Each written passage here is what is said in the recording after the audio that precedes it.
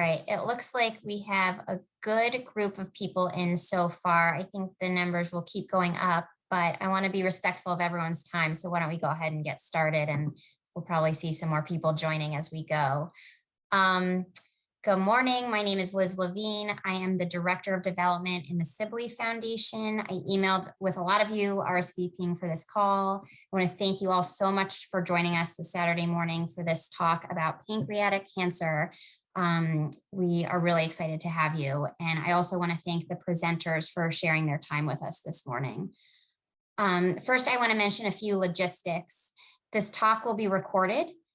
So we will send it around to folks after the call. But as you can see, everybody, all the participants are muted and anonymous. So the speakers, so you can enter your questions in the Q&A tab below as the call goes, and the presenters will respond after their presentation. So feel free to add those in. You can also mark them as anonymous if you'd like. If you'd prefer to do that. You all should have my email address from RSVPing, and it will be listed on one of the slides at the end of the presentation. But if you have any questions about anything, please feel free to reach out and I can try and get answers for you. So now, without further ado, I'm really pleased to introduce our moderator for today, someone who many of you probably know well. Dr. Val Lee is a GI medical oncologist who came to Johns Hopkins for her fellowship 8 years ago, and she loved the staff and patients, so she stayed on as faculty to develop the GI medical oncology program here at Sibley.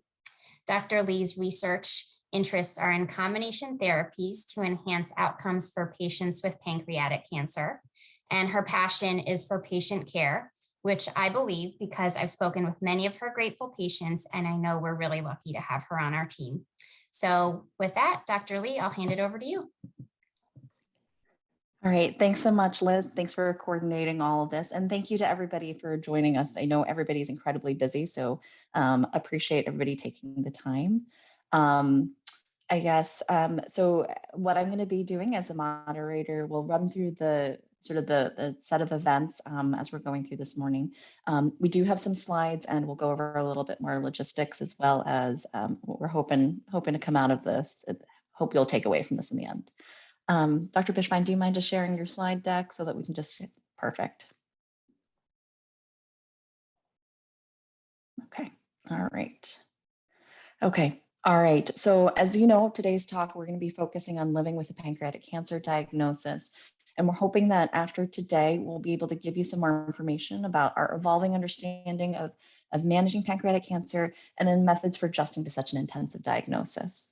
So for the next slide, we're going to jump to, we have 2 talks today. So one given by Dr. Michael Pishvaian, and the second one by Samantha Rockler. We're dealing with a little bit of technical difficulties, so Sam will hopefully be brought over into the co-hosting part. But Dr. Pishvaian will speak for about 20 minutes regarding updates in the treatment for pancreatic cancer. After that, we will have a Q&A.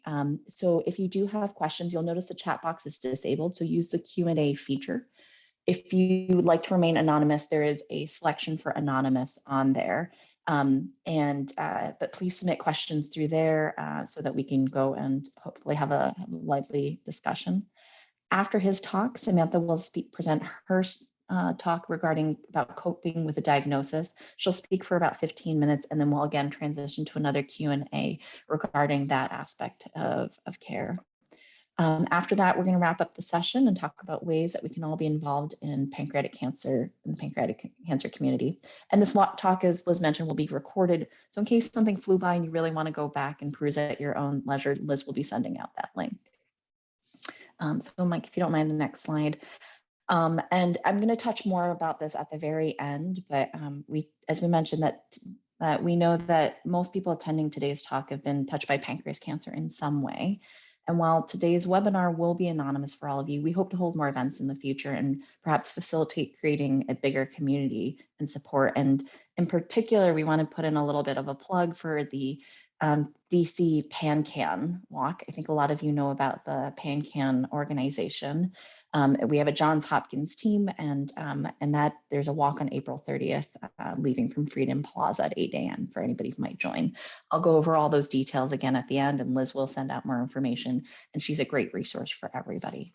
Okay, but without further ado, I wanted to get us over to talking for Dr. Pishvaian's talk. And for Dr. Michael Pishvaian, who many of you know, is a great GI medical oncologist that we were lucky enough to bring over to Hopkins about 2 years ago. In his prior life, he developed the pancreas and GI programs, as well as the developmental therapeutics, so a lot of these early phase trials at both Georgetown and MD Anderson. He is the director here of our GI developmental therapeutics and clinical research programs. And his primary research focus, which he's going to speak to today, is a huge area of interest in pancreatic cancer, specifically in precision medicine, the idea of personalizing therapy based upon specifics of your tumors. I'll let him take it away from here. But again, please submit questions through the Q&A if you have. Good morning, everyone. It's good to see you all. I'm sure many of you are familiar faces. I wish I could see your faces. And I'm really excited to be able to do this. Actually, this is 2 years overdue. COVID put us behind, but it's critical for me to be able to play a role in engaging our pancreatic cancer community. With Hopkins, actually, it's one of the larger pancreatic cancer communities, and I think that there's a real relationship that occurs between physicians, patients, social work, nutritionists, and actually the rest of the team, the surgeons, the gastroenterologists, and everybody else. And I want us to think of us as a team in fighting pancreatic cancer and trying to do the best we can. So my job right now is to give you a quick update on sort of the medical facts behind pancreatic cancer, and then we'll take some questions at the end. I've got a fair number of slides, so I'm going to go quickly, but as Val said, we're going to record this so you can go back and look at it at your leisure. So these are my brief disclosures. So pancreatic cancer is unfortunately a disease that's not uncommon. And when we talk about pancreatic cancer, most of us are referring to pancreatic ductal adenocarcinoma, or PDAC. Now, that accounts for about 90% of all pancreatic cancers. There are some patients, about 5%, who have pancreatic neuroendocrine tumors.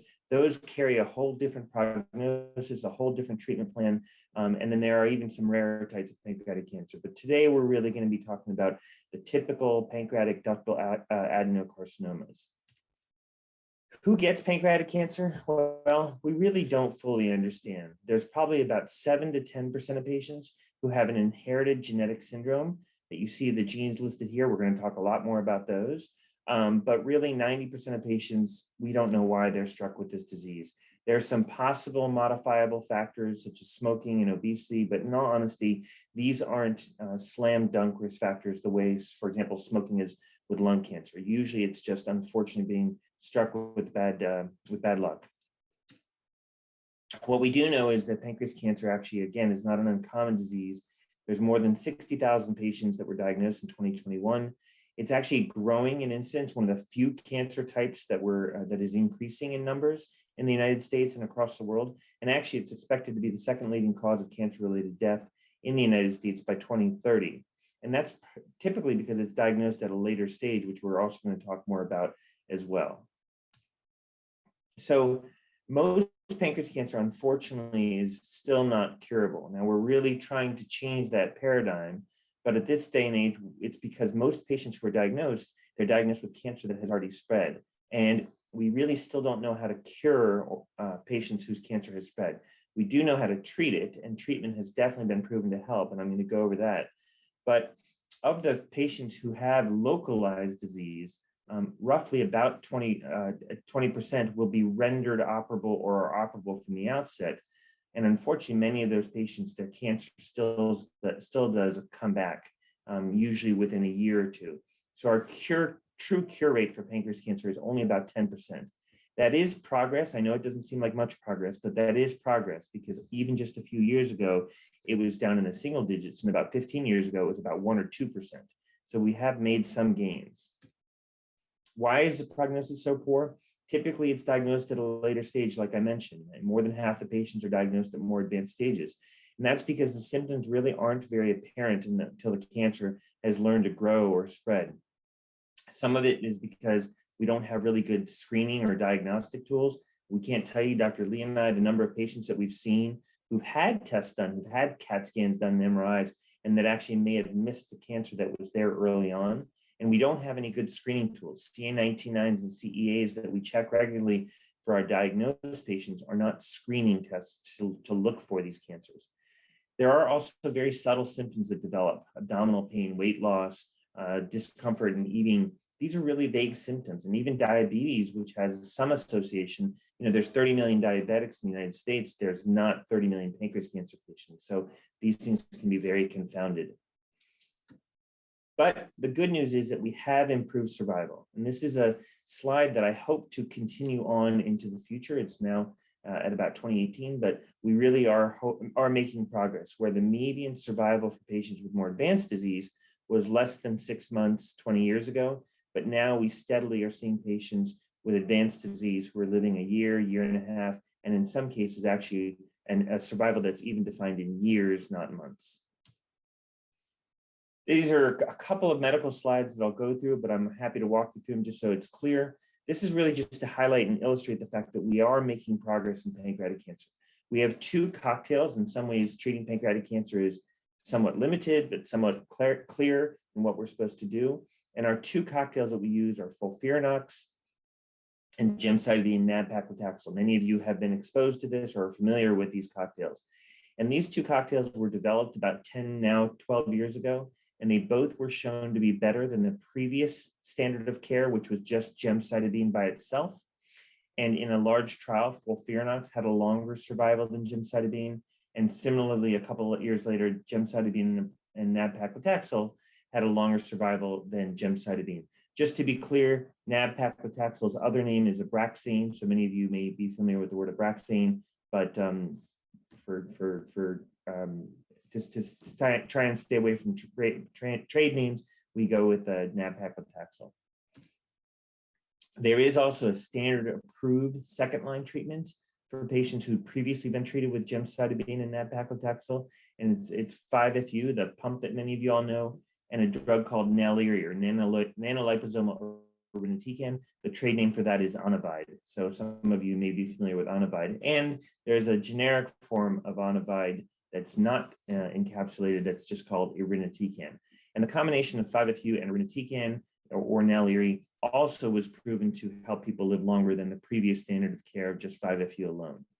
So with these two regimens, with these two cocktails in our back pocket, we actually have a sequencing plan now for the way that we treat patients. We either start them on nab-paclitaxel and gemcitabine or on FOLFIRINOX. There's no clear difference between the two in terms of survival. So we're perfectly comfortable starting with one or the other. We have different reasons why we might start with one versus the other. And then once the cancer grows, we want to keep in mind that we want to make sure that the patient gets the next line of therapy and the next line of therapy. So after nab-paclitaxel, it might be 5-FU and Naliri. After FOLFIRINOX, it might be gemcitabine and nab-paclitaxel. And then we do have third-line options as well, or this is the space that we often will look to putting patients on clinical trials to try and continue to push that envelope. Now, these lessons that we've learned in more advanced cancers, we're starting to apply to more localized cancers so that hopefully we can improve the cure rate. So for example, the previous standard post-surgery was just gemcitabine by itself, but for now a few years, we are starting to use FOLFIRINOX in the post-surgery setting, and it has significantly improved the cure rate when we use FOLFIRINOX. So some of you may have been exposed to FOLFIRINOX after surgery, and this is the data that supports that. And we're starting to apply that in the preoperative setting as well, where we're giving FOLFIRINOX or sometimes gem nab-paclitaxel in the preoperative setting, and we think that we're doing a better job increasing the cure rate in that setting too. There are some really critical ongoing studies to prove that definitively, but some of the early evidence suggests that may be true. Overall, we do see that we're getting better than even 10 years ago. For example, there were a couple of large studies that were done in the late 2010s, and I showed you survival times that were shorter than this earlier, but now we're actually seeing survival times that are pretty routinely getting to be between a year and a year and a half. And so we think that we are continuing to push that envelope. Some of that is just making sure that we expose patients to that sequence of therapies. If a patient just gets FOLFIRINOX and never gets anything else, they won't do as well as a patient who gets FOLFIRINOX and then gets Gem/Nab-Paclitaxel and then gets a clinical trial. And it doesn't really matter the order that those are given. And we just need to make sure that all patients are hopefully being exposed to all treatments during their pancreatic cancer lifetime. And again, this is advanced cancer patients, I should emphasize that. But we know that these two trials that I mentioned, without getting into the details, they were actually negative trials.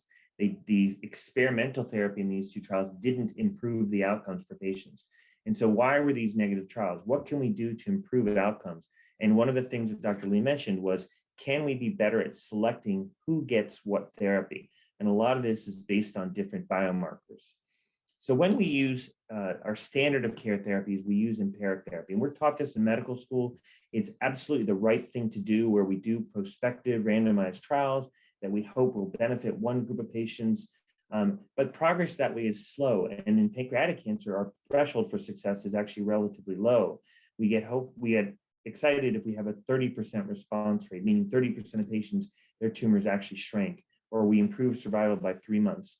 But the reality is, when we do that, we're treating 10 patients to actually only benefit 3. All 10 patients will get the same treatment, and we usually don't know which 3 will benefit from the therapy. And the promise of personalized or precision medicine is, can we use these predictive biomarkers to identify which patients will benefit from specific therapies? Now, we know that germline testing, meaning the genes that a patient was born with, is recommended for any patient with pancreatic cancer. And Dr. Lee and I really try and be mindful to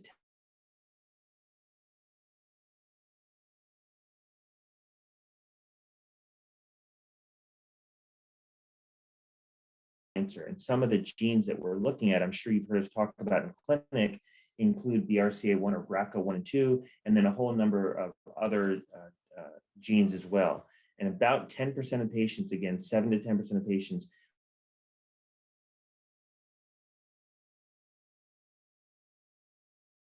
the importance of testing for this is identifying for the patient, because they may be therapy options, and also doing what we call cascade testing, looking at other family members, because there are potential screening tools to utilize as well.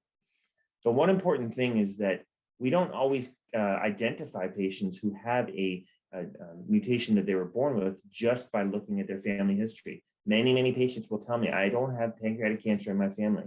Well, the reality is that in and of itself doesn't mean there's not a mutation underlying there. And actually, about 40 to 50% of patients who we know have a germline or mutation that they were born with in the BRCA gene, they actually have no discernible family history at all. So again, emphasizing the need to test every patient. And we try and be good about doing that. If we've forgotten, please don't hesitate to remind us. Now, we talk about germline or tumor or mutations that a patient was born with, but then there's the mutations in the tumor itself. Tumors become haywire. This is true for every cancer. There's a lot of genetic alterations that occur in tumors, and some of these genetic alterations can actually lead to specific therapies. And in pancreatic cancer, that's no exception. We're really starting to see that about 25%, and maybe even a growing number of patients with pancreatic cancer have these molecular alterations or molecular biomarkers that exist in the cancer itself that actually may be what we call actionable, where there are specific therapies that link to the molecular biomarkers. So likewise, we should be testing for these molecular biomarkers in the tumor as well. And again, please don't hesitate to remind us or ask us about it. I've listed some of the subgroups here. Again, you're welcome to look at them further in detail. But similarly, the guidelines suggest that every patient, at least those with advanced disease, which unfortunately represents the majority of pancreatic cancer patients, we should be testing their tumors as well to see if there is an actionable biomarker so that we can identify different therapies. And these therapies are impacting survival times for patients. I walked you through the sequencing of therapy, where a patient who gets a first standard of care treatment and then a second standard of care treatment, we are improving that survival time to a year or even up to a year and a half. But there's roughly 5 to 10% of patients who have these biomarker specific groups for whom we find specific therapies. And we are thankfully starting to see some of these patients live in timeframes that are measured in years, 2, 3, 4 years. And we really want to expand those groups and look for new clinical trials or new therapies that may be a benefit for those patients. So a couple of examples to highlight. This actually is Young Lee. She's one of our colleagues up in Baltimore. She really has become world famous for this work, to her credit, where she identified that patients who have what we call MSI high, or the other term we use is mismatch repair deficient pancreatic cancer, that they benefit from immunotherapy. Most pancreatic cancer patients don't respond to immunotherapy, but this roughly less than 1% of pancreatic cancer patients who do have MSI high cancer, their cancers respond nicely to immunotherapy. And when you look at these kinds of curves, what we're looking at is the growth of the tumor for each individual patient. And you can see that most of these patients, their cancers actually responded, meaning their cancers got smaller with the immunotherapy. And the arrows point to the pancreatic cancer patients specifically. This is all cancer patients with MSI high cancers. And the arrows are pancreatic cancer patients specifically. So we definitely try and look for this MSI high. Actually, we do it in every patient with advanced cancer for these reasons. Similarly, there are a group of drugs called TRK inhibitors, TRK, and the genetic alteration that we're looking for in those tumors are NTRK fusions. And patients with NTRK fusion, whose tumors have NTRK fusions, also respond very, very well with a class of drugs called TRK inhibitors. And this is, again, a plot that shows how many of these patients' tumors shrink. When it gets down to this level, these are complete responses, meaning the cancer disappeared completely. So we should be looking for this as well. And then, as Dr. Lee mentioned, I have a specific interest in patients who have BRCA1, 2 mutated pancreatic cancer, and we do have a class of drugs targeted towards that as well, where patients with BRCA1 or 2 mutated pancreatic cancers have a drug that can help, a drug called olaparib, and then it's probably not drug specific, it's probably class specific. There are other PARP inhibitors that also work for this disease. And patients who have germline BRCA1 or BRCA2 mutated pancreatic cancer, they do benefit in terms of control of their disease with this drug olaparib, compared to at least placebo. And so this is a class of drugs that we're continuing to try and expand and improve upon for the treatment of pancreatic cancer. Now, unfortunately, as promising as that was in pancreatic cancer with BRCA1 mutated tumors, not all patients will respond. So we get excited about these classes of drugs, but as you saw in those graphs that I was showing you earlier, not every patient's cancers will shrink down. And in the case of BRCA1 and 2 mutated tumors specifically, we know that about a third of the patients have a very robust response. A third of the patients, their cancer will respond for a while, but then actually start to grow. And a third of the patients are just completely resistant to the therapy. And we just don't know why to this day. There are some mechanisms that we're starting to understand, but there's really a lot that we don't understand.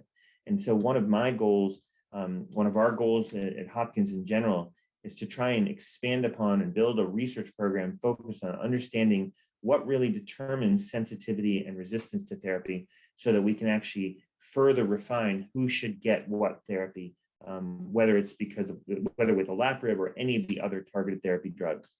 So one of the things that we're trying to do at Sibley specifically, at Hopkins in general, is to build a patient-derived model of cancer repository. We have grant funding efforts. We're also trying to gather philanthropy efforts to try and make sure that we collect every patient's tumor sample. And there is the ability to take those tumor samples, grow them in the lab. Of course, they're anonymized. Nobody's going to track you down with these tumor samples, but to grow them in the lab and to do testing on it and understand how these patients' tumors respond to different treatments. And this is really an image of it here, where we can use these, what we call ex vivo, outside of the body models, to try and look at different mechanisms of sensitivity and resistance to the different therapies. So I know I went through that very quickly. Again, feel free to ask questions or look over the slides again. But to go in general, pancreatic cancer is soon to be the second leading cause of cancer-related death in the United States. So it's a disease that we're all very passionate about. We really want to do everything we can to help treat patients. Chemotherapy has improved survival and does improve the quality of life for patients. with advanced disease. So we try and coach you through and coax you into getting chemotherapy. Still in this country, 50%, more than 50% of patients with pancreatic cancer don't get any treatment at all, which is really heartbreaking. We should be treating these patients with the best treatments that we have available to us. And these actionable mutations that I mentioned, they're not rare in pancreatic cancer, and we should be testing every patient for their germline or inherited mutations, and we should also be testing most of the patient's tumors as well. And there may be the subgroup of patients with BRCA1 and 2 mutations and similar that actually may lead to cascade testing, family member testing, that may actually help us to screen patients and prevent the cancers altogether. So with that, I'd be happy to take any questions right now. Wonderful. Thanks so much for Dr. Pishvaian. I see a couple of questions already coming up in the Q&A. Please feel free to go and submit questions via there. Maybe we'll go for one of the first questions, which looks at, so to better understand what treatments may be of benefit in looking at these actionable mutations, do we have to have a surgical specimen or can we just use a biopsy? Great question. We can actually use a biopsy. We just need enough tissue for the labs to be able to convert that to DNA, and it's DNA that's tested. And actually, even more recently, we're starting to use RNA as well. So different components of the cells. We can do it on a biopsy, and there are tests that are even being developed just doing it from a blood sample. The tests for the blood samples aren't as good as the tissue samples, so we do prefer tissue. But in cases where we just absolutely can't get access to a tissue, we sometimes use blood tests. All right. And then more people are also asking, when should we be asking about doing the molecular testing? Initially at diagnosis, or should we be further down the road? I think personally that testing should be started right away. Now, most patients with pancreatic cancer, when they walk in the door with their initial diagnosis, they're usually pretty symptomatic of their cancer. Pain, loss of appetite, loss of weight, loss of energy, even sometimes taste changes before they even start any chemotherapy. So we want to get treatment started right away. And chemotherapy usually helps people feel better, at least for a while. So despite the side effects, they usually ultimately feel better. So I don't wait for the test results to start treatment, but I definitely try and remember to do the treatment right away. And we have Caitlin and Dr. Lee and others reminding us to do the testing. We keep a list of who we haven't tested yet because we know that we need to. All right, we've got a lot of good questions still coming on in. So I think there's a nice couple of questions that are really looking at sort of what the types of treatments that we should be thinking about. So in particular, what about the role of radiation, especially on people who have, say, an operable tumor? Why aren't we doing radiation instead of just chemotherapy that we as medical oncologists are talking a lot about? Yeah, radiation is an effective therapy, and in certain cancers is part of the curative therapy. For reasons that we don't fully understand, radiation in pancreas cancer has just not yet been proven to help people live longer or help increase the cure rate. We do use radiation fairly regularly because there are other reasons to use it, including pain control. And in some cases, it does improve the ability to have a more successful operation. But at a large center like Hopkins and many of our collaborative centers around the country, we will do what we call a tumor board discussion. And it's a case-by-case discussion deciding whether or not we should be incorporating radiation prior to surgery for a patient who's going to have surgery. All right, perfect. And I think the second part of that question, which I can also help answer, is, why would we even bother doing surgery if we can just do radiation? And I think it's always a hard thing, right? Of course, radiation, we think that people will recover faster, but ideally, if we can have a tumor removed from the body, that's going to be much more effective at hopefully getting to a cure as compared to radiation, where, as Dr. Pishvaian was mentioning, we can't treat the tumor 100% effectively. So while you can recover faster, our hope is, especially in people who are very healthy, to get you through one big surgery, but to cure the cancer down the road.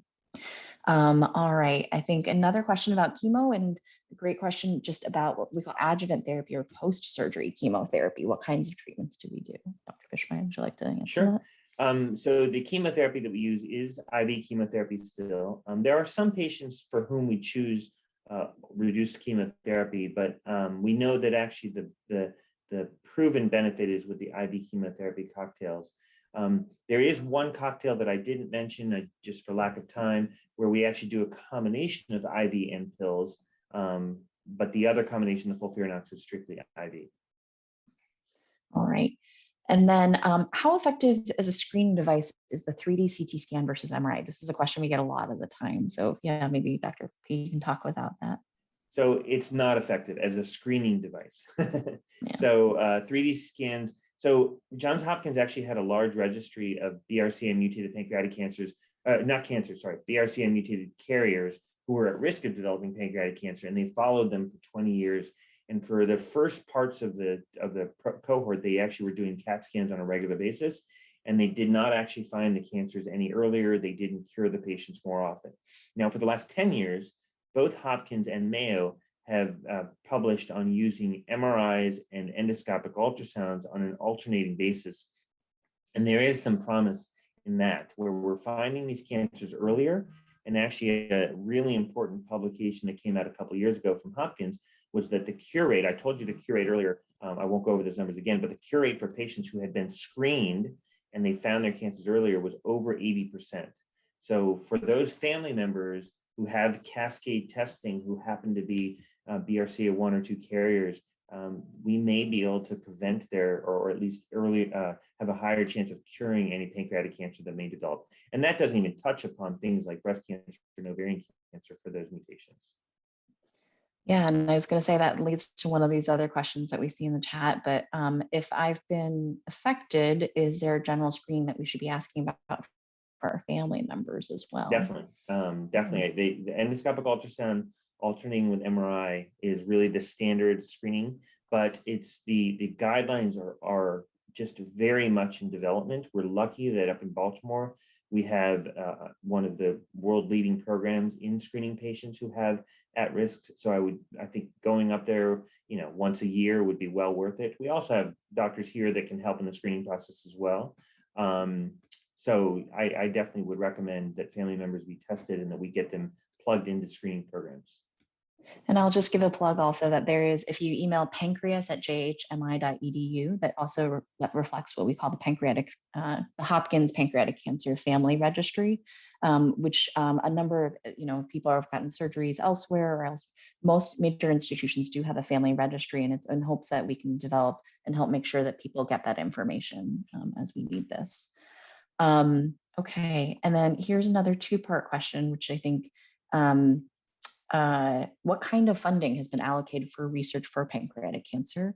And is there anything that patients and families can do to stimulate more funding if it's needed? So Dr. Lee will definitely go into this in more detail as we get towards the end, but the funding for pancreatic cancer is woefully inadequate. Actually, the Pancreatic Cancer Action Network has been lobbying Congress for years to try and make pancreas cancer get equal funding.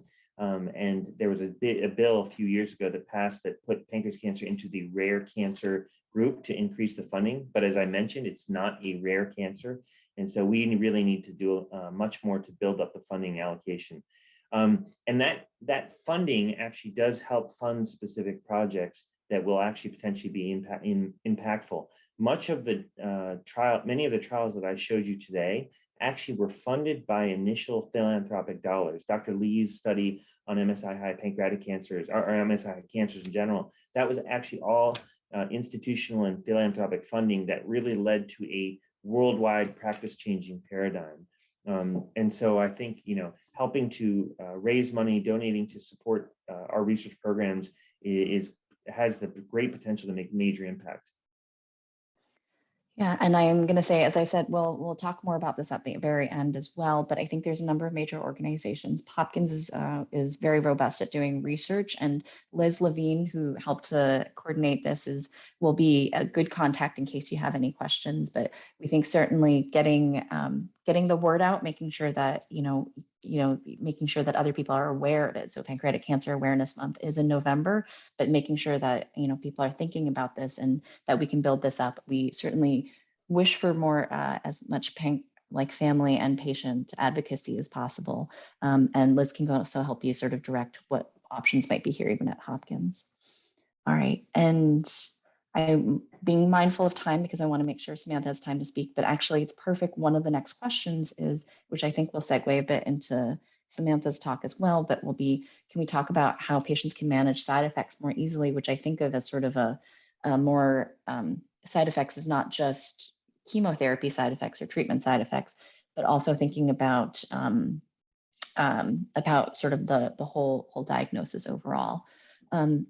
And I might sort of jump in for this one and just say that I think there's a number of different side effects and each one should be addressed very specifically. And I think having a team that you feel comfortable with, Dr. Pishvaian, myself, we try to create a good team to go and provide support for you, but we can't manage all of the symptoms. And so we oftentimes do invite the teams such as palliative care, nutrition, our wonderful social workers and our navigators, and that you should make sure that you're aware of all of the different resources that we have available to go and help you through this, because side effects can include, the immediate nausea and vomiting, fatigue.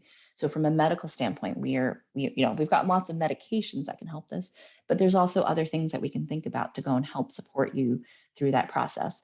But communication is key. We can only help if we know that symptoms are going on. And so just feel free to reach out to us whenever you need that. Okay. All right.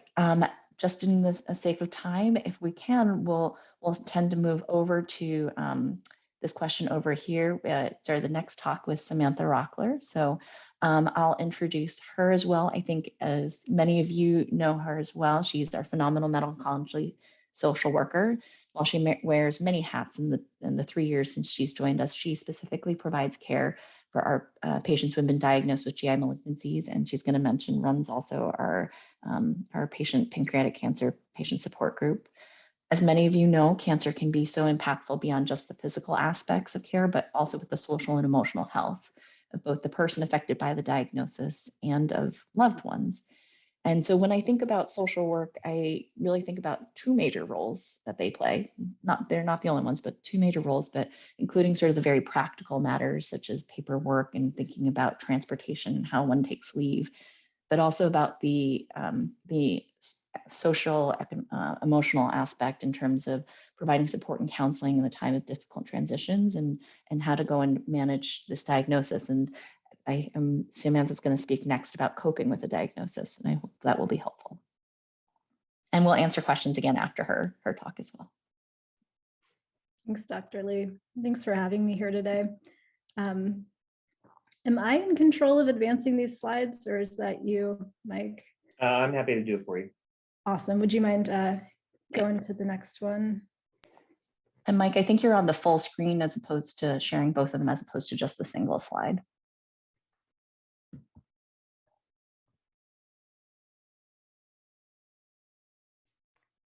So as Dr. Lee said, I'm Samantha Rockler. I'm the GI oncology social worker. I'm so privileged to work closely with Dr. Lee and Dr. Pishvaian and the rest of the GI team, and also with so many of you who are here today, who I'm really lucky to know. And as Dr. Lee said, my focus is really two things. One is making sure that there's nothing getting in the way of you being able to actually get your treatment. Things like financial issues, medication costs, transportation issues don't disrupt your ability to get the treatment you need.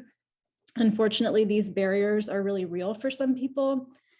And that's something that we're really fortunate to have funding from generous donations and the foundation to support, which does really differentiate us from other cancer centers and sometimes makes my job a lot easier. And also, by the way, that funding supports positions like mine, and I do not get billed to your insurance. It's just part of the support that we offer patients at Sibley.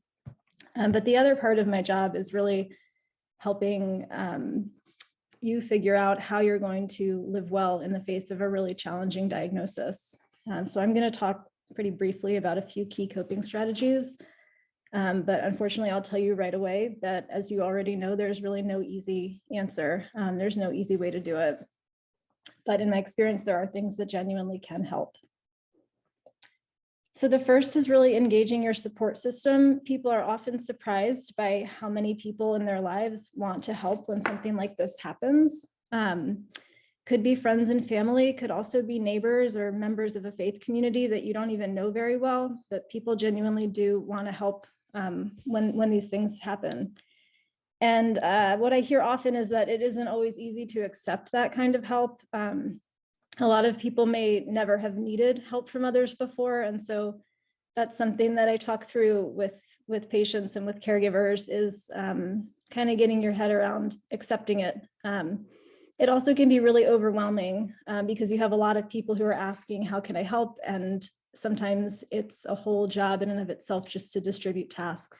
So it's important to find someone who can kind of quarterback and manage all of that, who isn't you and who probably isn't your partner or caregiver, so that there's someone who can direct people if it's picking up a child from sports practice, if it's delivering groceries, doing a pharmacy run, sitting with you at chemo, those kinds of things that can really take something off of your plate and off of your partner's plate, and it makes a huge difference. My favorite thing to talk about is mindfulness and meditation. And sometimes I get sort of an eye roll when I start talking about this, but the thing is that it really does work. It really does help. It makes a difference in day-to-day coping. When you get a diagnosis like this, there's this very understandable impulse for your mind to kind of run away into the future. And that's actually adaptive, right? In some ways, to be thinking of all possible problems and kind of pre-solving them. But unfortunately, when it comes to living with cancer, that just makes life kind of hard and scary. It's not something you can really do effectively. A mindfulness practice can actually train your mind to stay present in the moment. And being able to really do that can reduce your anxiety and improve your ability to cope. Meditation is a great way to learn this skill. And I have a lot of people tell me that they don't like meditating or that they aren't good at it. And I always tell them, of course you aren't. It's a muscle you have to train just like any other muscle. No one's good at it the first time they do it, but it is really impactful the more that you can do it. Another thing that meditation helps with is something called reactivity, which is a very intense emotional reaction to something. This is like when it's Sunday night and you open your work email and you see something that upsets you, and all of a sudden your heart is pounding and you don't sleep well because you're just going over this upsetting thing in your head. That's reactivity. And I like to think of sort of building a reactivity bubble so that when you see that email, instead of having an emotional reaction, you can just think, okay, and you move on and you enjoy your night and you sleep well and you deal with the issue when you get to work the next day, which is the appropriate place to deal with a work issue. For a cancer example, let's say you have a scan coming up. Reactivity is part of what causes that scanxiety, which is totally normal, totally understandable, basically universal, I think, for cancer patients. And scanxiety can ruin entire weeks, right? If you can create a reactivity bubble for yourself, you may be able to notice the anxiety building, to take some deep breaths, to remind yourself that a scan doesn't cause something to happen, it just shows what's already there. And that no matter what the scan shows, you can stay present in the moment, you can address whatever comes up, you can deal with bad news and you can deal with good news. You can take a step back and focus on your breath. And you can also choose to deal with the scan in the company of your wonderful oncologist who will guide you to the next step. And that's the appropriate place to focus on a scan, with someone who can actually interpret it and offer you a plan. We offer free meditation groups multiple times a week over Zoom, also yoga and Reiki. So I would encourage you to be open-minded and try these things. Pam Getz, who I believe is here on this webinar today, is our wonderful program manager, and she does an amazing job at all of these programs, as anyone who's been to one can attest. We have really excellent meditation and yoga teachers, as well as Reiki masters. And again, all of this is available to you for free because we're so fortunate to have support from donors. There's also a lot of apps for meditation. Some of my favorites are Calm, Headspace, Insight Timer, and lots of free guided meditations online. And I'm happy to share some of my favorites with you, including some that are geared towards cancer patients and caregivers, if you're interested. My email address is on the next slide, so you can feel free to email me. Oh, sorry, can you go back though? Not quite ready for it. Another really important thing is being kind and compassionate with yourself. This is actually a skill you can sharpen through meditation, by the way. But that's reminding yourself that it's normal to be anxious, fearful, sad, angry, all of these feelings when you get a diagnosis like this. It's a grief process. It's a process of loss, lots of micro losses and also big losses. And it's normal to grieve yourself and your life pre-diagnosis. It's normal to grieve the plans you might have had that you have to change or adapt.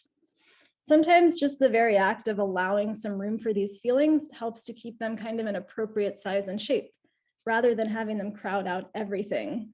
Because while you're having all of these heavy feelings, you also are experiencing joy and gratitude and love. All of that stuff can happen at the same time. And that's part of how you live well when you have a diagnosis like this. I was just the other day having a great conversation with someone who I think is probably here. And we talked about how you don't hand in your human card the moment you get diagnosed with cancer, even though sometimes it really feels like you do. There's a whole range of human emotion and experience that still belongs to you, that you still get to experience because you're a person, not just a patient or a caregiver. There's a really wonderful book written by a young woman with stage 4 cancer, and it's called "There's No Cure for Being Human," something like that. And I just think that's such a great way to put it. This is all part of being human. And that kind of leads me to my last point, which is seeking professional help when needed. Sometimes the feelings that I just talked about become unbearable or just too heavy to manage on your own. And that's when it's important to seek the help of a professional, which could be a therapist or a psychiatrist who specializes in cancer. Religious and spiritual leaders often also have really good things to say. A good place to start is talking with me, and you can connect to me either through email or by talking to Dr. Lee and Dr. Pishvaian. They will put you in touch with me. We can go to the next slide now. So my email address is right there. But I also just wanted to talk about our monthly support group for patients with pancreatic cancer, which I run. Our next meeting is on April 14th at noon on Zoom. And we would love to have you. So just email me and I'll get you on the mailing list. It's a space to talk to other people who've been there, who are there, and can relate to the small annoyances, the big existential issues. Nobody has all the answers, but it can really reduce the isolation that is pretty common to feel when you get diagnosed when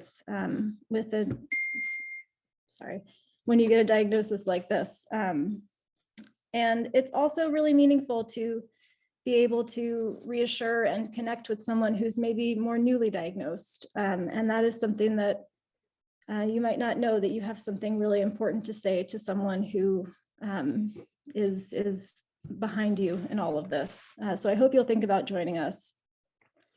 We have a lot of programs, like I mentioned earlier, the meditation, the yoga, the Reiki, caregiver support groups.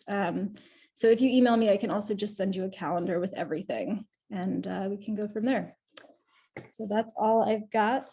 Feel free to email me, and I'm available for questions if there are any, but otherwise I will hand it back to Dr. Lee. Okay, thank you so much, Sam. Really appreciate that, because as we said, I know that this is always such a, cancer doesn't just affect the body alone, but it affects, every other aspect of your life, as well as the lives of those around you. And I will say, I think, the pancreatic cancer support group, I've heard is wonderful, but the docs are not involved in it directly. So, which is always a really nice thing, actually, I think, so that there is a safe space away from us to be able to talk about things. Now, if we have questions, please feel to go and put them directly into the Q&A section as well. And I think there's something. So I think this is a great question that just came in, but what role do caregivers play in supporting the patient emotionally and getting treatment and understanding the plan? I think that's a really big question. Yeah, I mean, I think that as a caregiver, you're often the closest person to the patient. And so you know them best, and that's, their emotional, what they're normally like, and can kind of see when they're starting to get depressed or anxious. You also know them physically well. And so that can be really helpful for the medical team, because sometimes there are things that might be red flags to you that others don't notice as quickly, because you just know them the best. And so I think being able to just be there and being in communication with the care team. Also really helpful to be the one maybe taking notes or writing down questions. A lot of times it's really helpful to kind of come into your appointments with a list of questions, and that way, you know, you won't miss anything, you won't forget anything. Also being able to be connected to the MyChart account in case you need to send a message to someone on the care team, or keep track of when the appointments are, things like that. But with all that being said, being a caregiver is a huge responsibility, and so also important to, in addition to all of that, try to figure out how you can take good care of yourself and engage with resources for support as needed as well. Can I comment on the caregiver and the support network? You know, I think that pancreatic cancer patients, and actually any cancer patients, have a much larger support network than perhaps they realize. And many of us are hesitant to ask for help for a variety of issues and reasons. But I think when you do break down that barrier and you ask, that people generally are willing to sort of bend over backwards to help out. And I've seen that in some of the villages of support for some of the patients actually on this call, where just people will come out of the woodwork. And if one person helps, you know, once a month, but you have a network of 10, 15, 20 people, then actually you're getting support almost every day. I also just wanted to mention that obviously the COVID period was very hard for all of us for a variety of reasons, but especially not being able to have that caregiver in the room with you. And hopefully, knock on wood, if we're getting out of this era, then having somebody in the room with you at every visit is going to make a big impact as well, as Samantha was suggesting. And I might also say, I know that being a caregiver, being a patient is incredibly hard. Being a caregiver is also can be really difficult as well. Samantha, I'm not sure if we have any of our caregiver support series coming up, but there, I know in the past we've participated and had sort of have had like sort of a couple hour meetings sort of talking about and what are the best ways to advocate for oneself, for one's loved one, but also preserving one's own mental health as well throughout this, because I think it's not uncommon that we see a lot of caregivers really have a lot of fatigue in their own medical issues, and we just want to make sure we're taking care of everybody, and we want to be respectful of that as well. Our caregiver support group meets twice a month, actually, also on Zoom. So again, email me and I will get you the calendar, but a good resource to take advantage of if you can. Okay. And then another question, are there financial assistance programs for pancreatic cancer patients and families? It's a great question. Yeah, so it sort of depends. It depends on a lot of things, including the specific needs and demographics and things like that. But there certainly are different sources of financial assistance available at different times, sort of in cycles. But the best way to start to get connected is to just talk to me, and we'll kind of go over what's available and search the resources and all that for you. Yeah, and I agree. I think it is very individual. I think, unfortunately, many of you all know, like, say, the cost of Creon, which is oftentimes, you know, an incredible cost, and unfortunately not covered by a lot of insurance companies, but is necessary for a lot of people who have been diagnosed with pancreas cancer or undergone surgery. And there are resources to go and support. You know, there are oftentimes there's financial restrictions as to how much you need to make, but that we can go and help explore those for you, or sort of think about. And that's a lot of, I think, when we sort of talk about building the community, that sometimes that can be helpful, because oftentimes we actually learn about little backdoor ways to go and get things, maybe from other patients as well. And that community can be really important.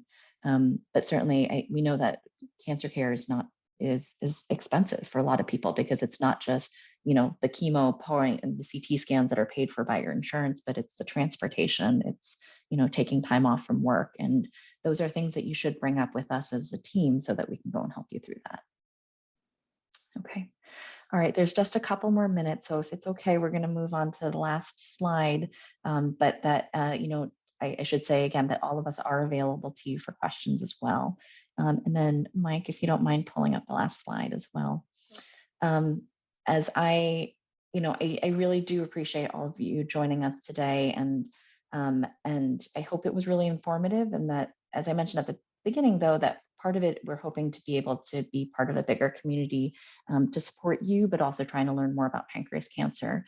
And I think there's some ways that we can think about being involved. So in particular, I think Samantha mentioned the monthly pancreatic cancer support group, so built by our patients and Sam and run by, and I think that is a really wonderful group. And if group is not right for you, you can talk with Samantha also about other resources, or if not, even at Hopkins. But there's a number of different places around the community and around the area that we can really think about. I think without research, we wouldn't be able to make advances. And while it can be intimidating, consider being part of a clinical trial if it's the right thing for you. So talk with me or Dr. Pishvaian or with your other team members and see if there might be good trial options for you to go and participate in. As I said, though, I did want to make a big plug for the Hopkins for the PanCan Purple Stride Walk. So this used to be in November pre-pandemic, which was always a very chilly time to be going for a walk. But they're doing the National PanCan Purple Stride Walk. So in all the cities around the country on April 30th. So DC, it's in person this year. It is an outside walk, 8 a.m. at Freedom Plaza. We would really love to see, Dr. P and I will be there. And if anybody else would like to join us, we'd really love you too. You could even join our team or donate to our team if you'd like, or I know that probably a lot of you already have your own teams as well. I do have listed in here how to get to the link. It's not the easiest way, but go to pancan.org. You can click register now for Purple Stride, and you can either sign up on your own, or if you don't, join our Johns Hopkins team. So just search for Johns Hopkins under the fundraising and teams. And Liz is going to send up a follow-up email that includes sort of this link to this, but also how to get to that team directly. The registration is free, and I think truly building a community helps you to connect to other people in the DC area who've been really been affected. And then if you are interested in contributing to both research or other programs at this cancer center, like Samantha and the patient and family caregivers programs, to support our work and help other patients, just reach out to Liz Levine. She's also a great person in general for resources, and she can direct you to where we might be able to get more information. So I think a lot of you have her email, but that's her phone number there as well. But thank you all so much for your time. I don't know if there's any other closing remarks from Dr. Pishvaian or Samantha, but really appreciate you joining us today.